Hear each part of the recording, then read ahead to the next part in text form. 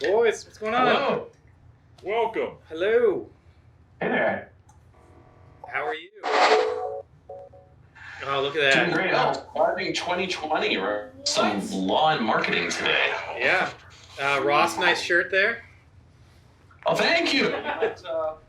Some of your handiwork on this one. Yeah. Tom, thank you. I appreciate you.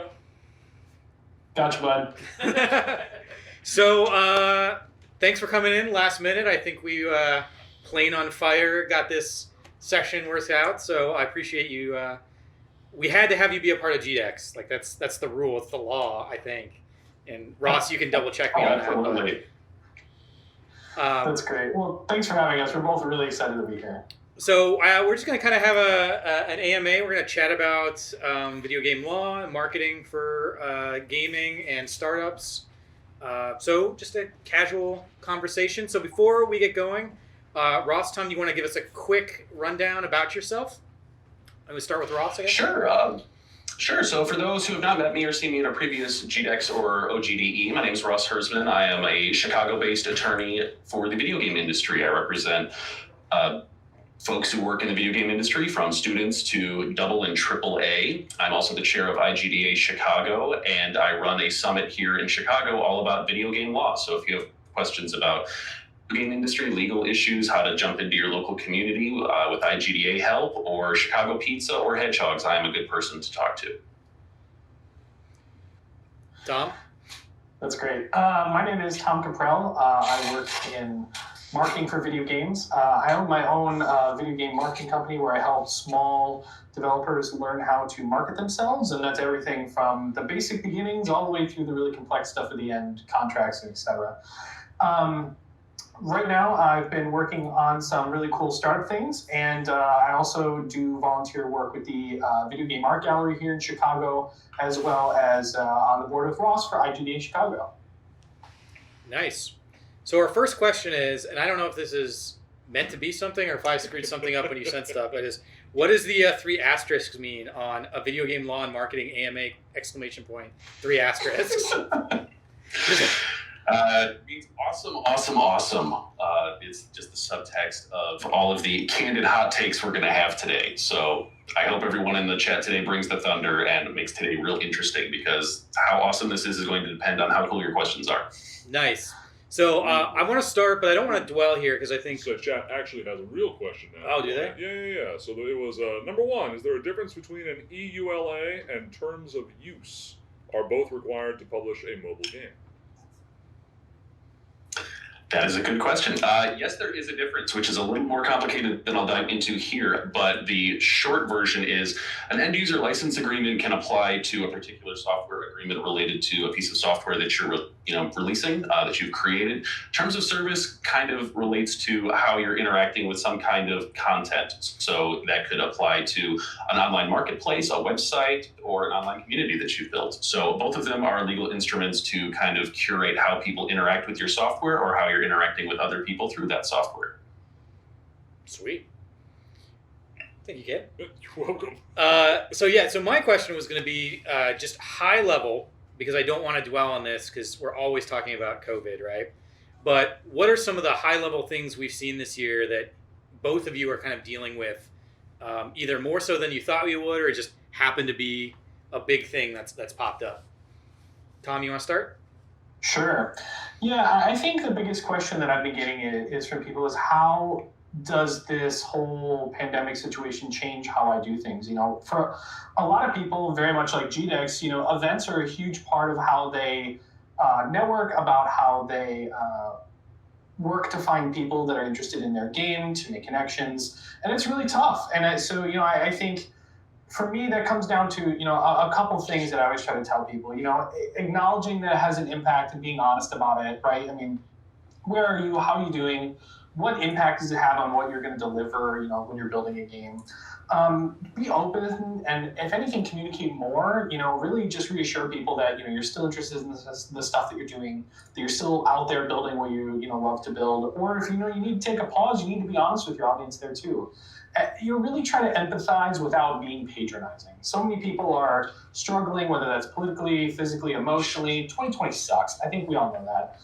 But really, you just have to be really sincere about it. But also, if you can, don't stop reaching out. Don't stop connecting with people. There's lots of new ways to bring people together through marketing, whether that's on social media, whether that's virtual meetups, virtual demos, going more on Twitch, doing more live streams, even stuff like TikTok. There's tons of different ways you can check that out. So that's what I would say for that.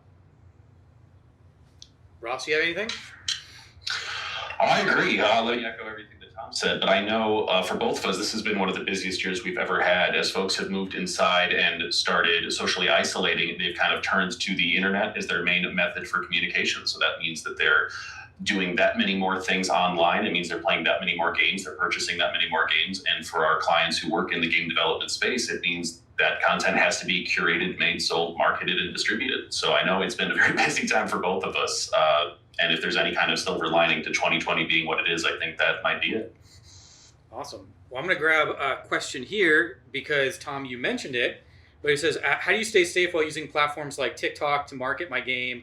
Like, can I use a popular sound without getting sued? So this is sort of a twofer here. Ooh.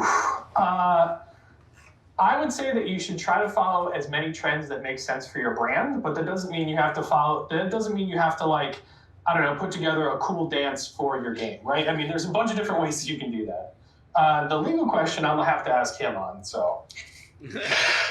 Definitely. So I always have to say today, disclaimer, I'm not giving legal advice, I'm giving legal information. So if you're trying to abide by the terms of service on any platform, whether it's Twitch or Twitter, Facebook, YouTube, Twitch, anything else, make sure that you are abiding by those rules, especially when it is related to content. So any copyrightable content that you are including, whether that's video, audio, your own words, written words, or if you're including streams from somewhere else, make sure that you have license, permission, or a fair use to be using those.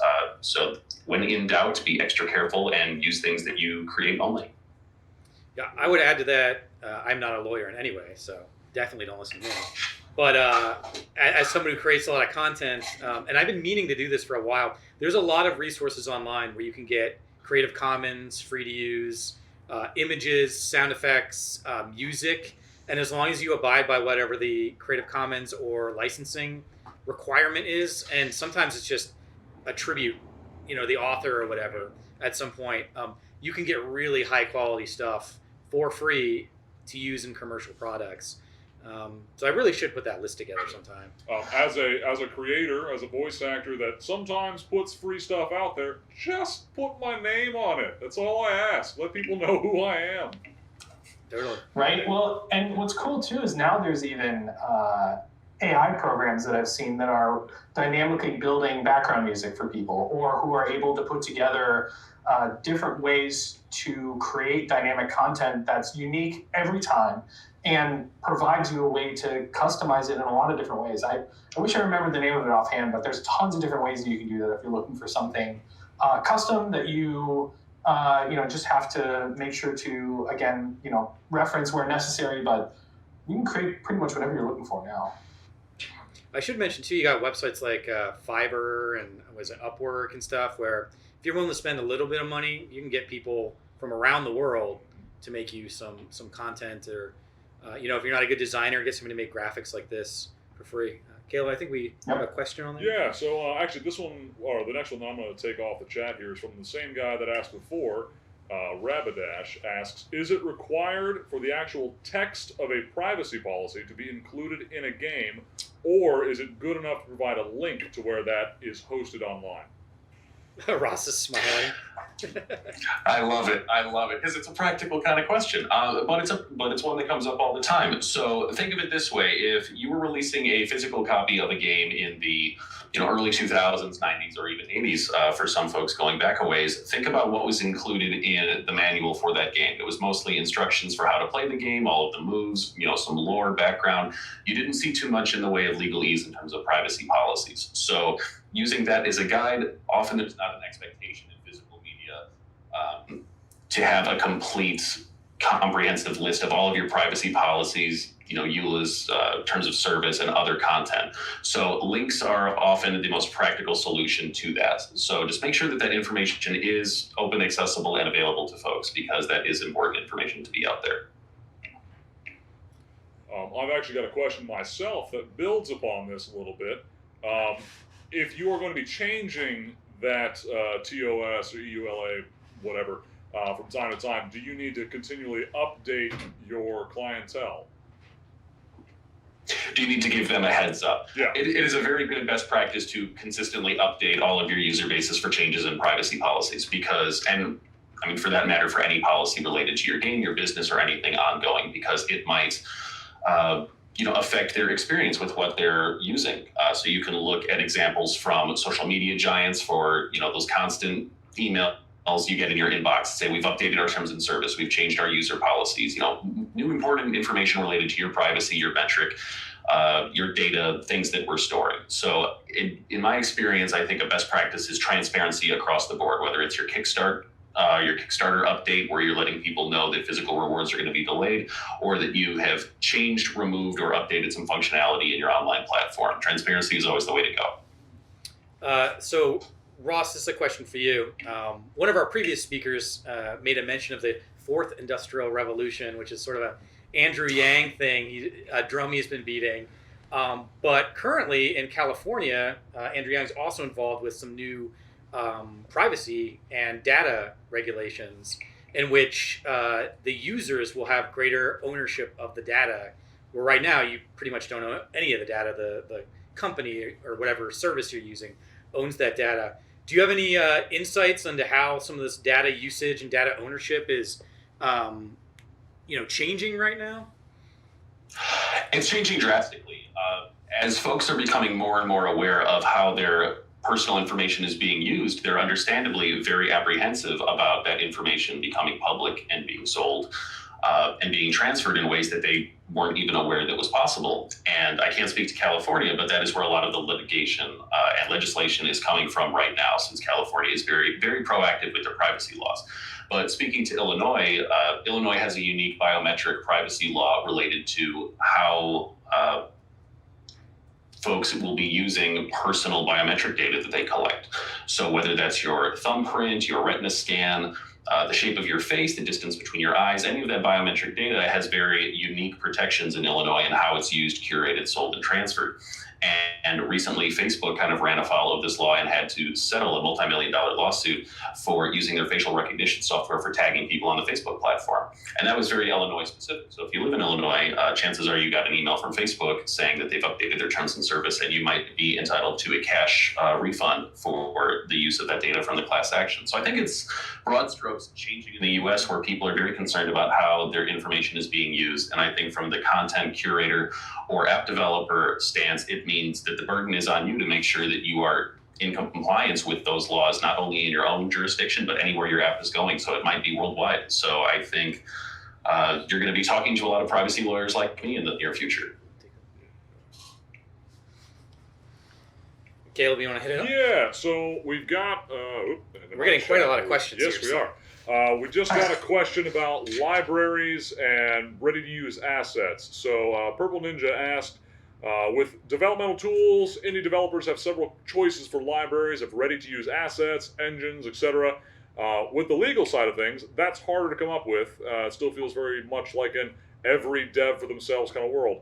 Are there legal libraries out there that I just haven't found? If not, what are the barriers to making something like that?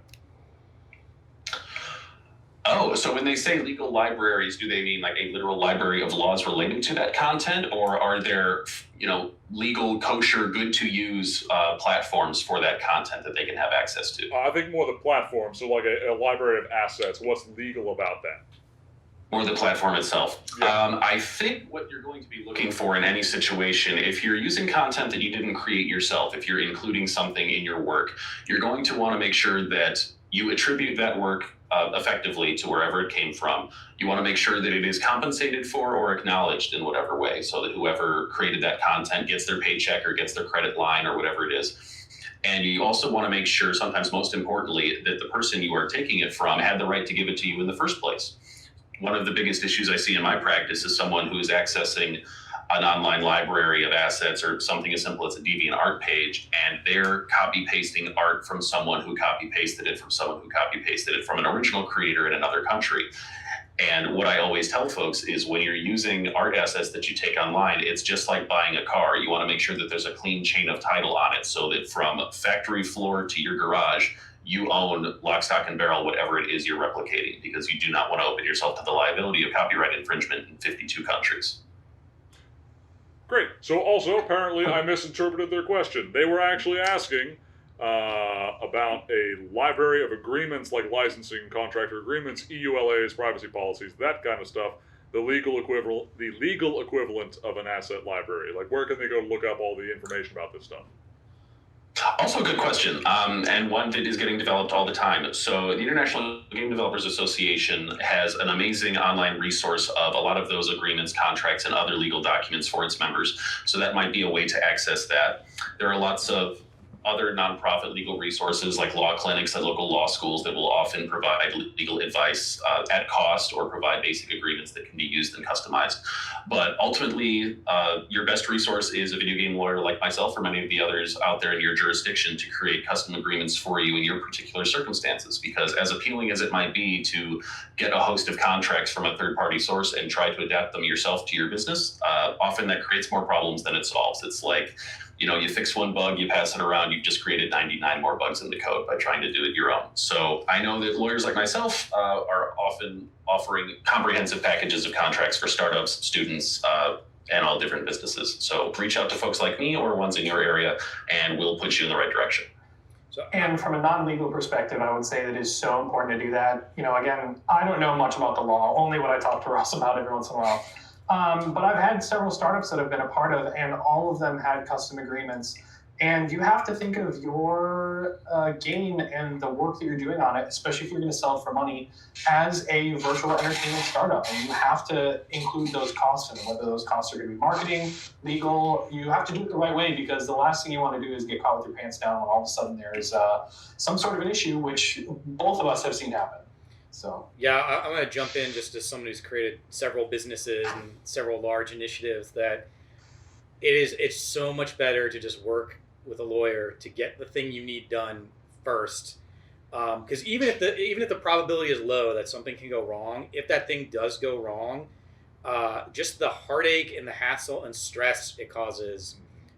Murphy's Law too. What can go wrong? Yeah, go wrong. and just you never know. Like, so just a quick personal thing. We worked with somebody who was a friend of ours, and they're like, "Oh yeah, we're gonna do this thing for you. It's gonna be quick. It wasn't a ton of time." They finished it, and they came back to us like 2 weeks later, and they're like, "I want this amount of money." Or like, "What are you talking about?" Like, we had a verbal agreement on this, and it turns out that they hit a bad financial patch, and they were going through a breakup with a significant other, and all of a sudden, money became really important to them. So now the verbal agreement wasn't where it was, and so just making sure that you're dealing with those things. The other side of that coin, though, is making sure you're working with a good lawyer that understands your needs and isn't charging you too much money for services, because it is easy to end up paying a lot more money for something than you need to pay for. We got a few more minutes, so let's just jump through some questions real quick. Caleb, you want to grab? Yeah, I'll say we got one about marketing. So this person, actually, I kind of feel this one. I'm using a lot of different platforms to promote my games and work. Should I continue posting everywhere and hoping that stuff gains traction, or should I just focus on having a really good account on one platform while I'm still small and have to market myself? that's a really good question. I think it depends so much on where your audience is, and that's some of the research that you have to do when you start figuring out how to market your game. So there are tons of different platforms out there, all of which cater to different types of interests, and all of which do better for different reasons. If your game is very visually intensive and has some things you're very proud of visually in it, maybe that's something you put into visual focused platforms like Instagram, or you can do TikTok. You do a bunch of different things there. You want to be able to show that off and highlight the strengths where your audience is interested. There's a lot of game devs on Twitter. I always tell devs to be on Twitter. I think that's important just in general from a networking and sharing perspective. I don't know why they've all coalesced there, but that's kind of where a lot of devs are. So that's something to pay attention to. But you need to sort that out, and really you need to understand who your game caters to. Is this, if it's a fighting game, what specific type of fighting game is it, and where exactly is the fighting game community? Maybe it's not even on some social media platforms. Maybe you need to be posting on Reddit. Maybe you need to be posting in specific fighting game forums. There's a lot of different things you have to think about that. It really depends on where they are. And I think that's the key part of research you have to do when you start that process. Awesome. So I got one more question that I really like. We're getting a little tight on time, but Ross, is it advisable to include a too long didn't read, a TLDR, along with the privacy terms of use? Does that help make it simpler and easier to understand, or does that overly complicate it?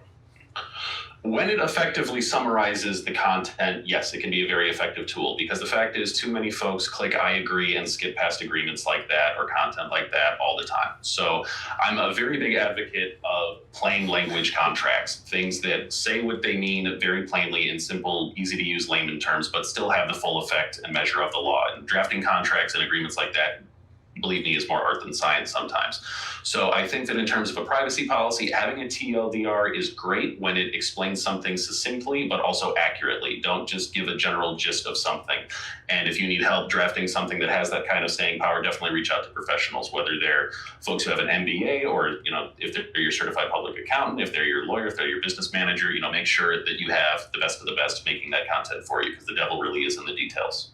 Awesome. So we got to cut it off here. So I'm going to say, give you each a quick opportunity to talk about what you're into. And then if you want to stay around in the Discord and Twitch, feel free to hang out and answer questions. So Tom and Ross, real quickly, what are you into? Is there something exciting going on? Absolutely. So folks can definitely find me after the fact at loadinglaw.com, at loadinglaw on Twitter, and also Chicago Video Game Law Summit, cvgls.com, and ask me all the questions you have about law stuff, community stuff, or hedgehog stuff. I'll say right now, I'm very excited for this new console war we have coming up and all the great indie games that are going to be on it. You should watch our consoles panel tomorrow. Chicago pizza and hedgehogs as far as the eye can see. Ross, thank you for giving me a Chicago pizza. I've had one. I'm going to eat the other one probably on Sunday. So thank you very much. My pleasure, Chris. Tom, what are you up to? That's great. So you can find me at HyperionMarketing.co or at HyperionTom on Twitter. Again, I'm also very excited for some of that stuff coming up. Also, if anyone knows where they can score a 3080, I've been trying to get one for 3 weeks. That would be great. Again, just really looking forward to the rest of the event here too, Chris. Really excited that GDEX is still able to happen in this virtual format, and really looking to participate. I think I'll be able to hop on for a little bit after questions, but I think tomorrow and Sunday are going to be my big time. So always feel free to find me on Twitter too if you want to come say hi. Thank you guys. I really appreciate you.